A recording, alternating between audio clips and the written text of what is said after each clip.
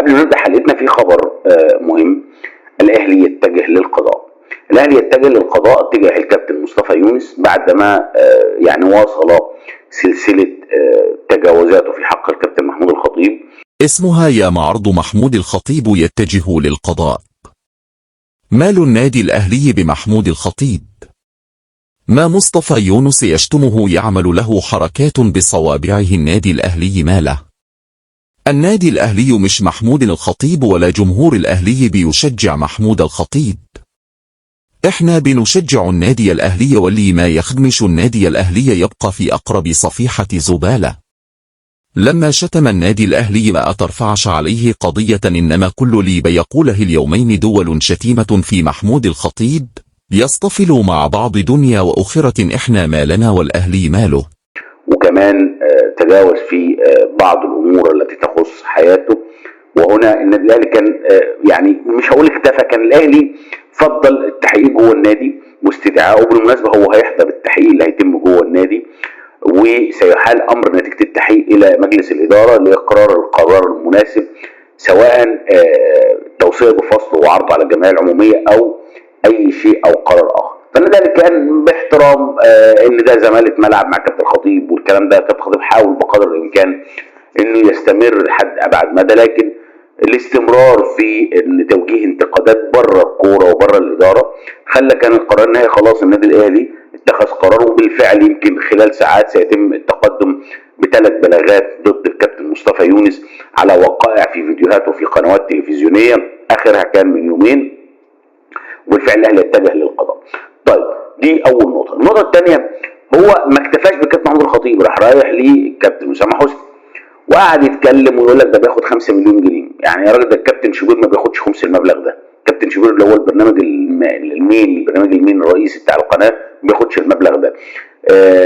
وكابتن اسامه حسني مش محتاج حد يدافع عنه، يعني اتفق او اختلف معاه، لكن الراجل ليه تاريخ مع النادي الاهلي. ده لو ما عملش حاجه يا راجل في تاريخه جاب كاس مصر او كان سبب في الهدفين اللي جاب كاس مصر. كاس النصر مش ده اللي الخطيب حماه انسحب منه 2 سنين وقال لك مش مهم.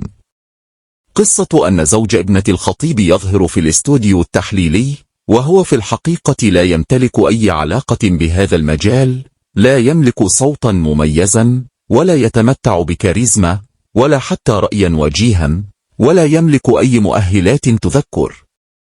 ما الذي يؤهله للعمل في هذا المجال؟ حتى من الناحية الجماهيرية لا توجد له قاعدة من المتابعين تود رؤيته، سواء في قناة النادي أو في أي برنامج يظهر فيه.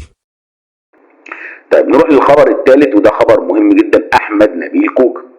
أحمد نبيل كوكا اللي عبد الله يوم الجمعة قال لك على العرض بتاع تركيا قاسم باشا الموضوع في إطار إنه يخلص. يعني أنت قدامك ساعات وليلة ويخلص. الاتفاق هيكون على 750,000 يورو أو دولار، هتأكد لك من العملة. القصة دلوقتي واقفة على نسبة إعادة البيع وعلى إن يبقى فيه بونص.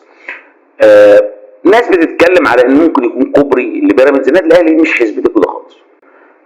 وجزئية إنك تيجي تقول لي أصل لازم الأهلي يعمل حسابه، مفيش. أنت دلوقتي حصل خطأ في تجديد وتمديد العقود السنتين اللي عدوا أو السنة الأخيرة. وجزئية إنك تيجي تقول لي أصل لازم الأهلي يعمل حسابه، مفيش. أنت دلوقتي حصل خطأ في تجديد وتمديد العقود السنتين اللي عدوا أو السنة الأخيرة. وجزئية إنك تيجي تقول لي أصل لازم الأهلي يعمل حسابه، مفيش. أنت دلوقتي حصل خطأ في تجديد وتمديد العقود السنتين اللي عدوا أو السنة الأخيرة. فبالتالي كان إن أنت بتحاول تاخد. أنت عرضت على اللاعب وقلت لك امبارح التفاصيل، قلت له اللاعب قال لك أنا مظلوم بقالي 3 سنين، في لعيبة حواليا بتجدد وتمدد عقودها مرتين وأنا متصعد فريق أول ما حدش يتكلم معايا.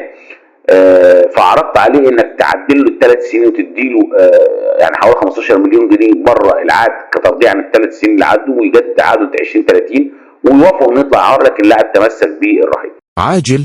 كوكا وحمزة علاء وأحمد عبد القادر يلحقون برمضان صبحي وناصر ماهر ومحمود الصابر في بيراميدز والزمالك. المهم بقي أن أحد الفرقتين أخذ منك دوري الأبطال وراح مكانك كاس العالم، والثانية أخذت منك السوبر الأفريقي، والاثنين لعبوا مع بعض نهائي الكاس، وأن التقضي عطلتك الصيفية في جمصة.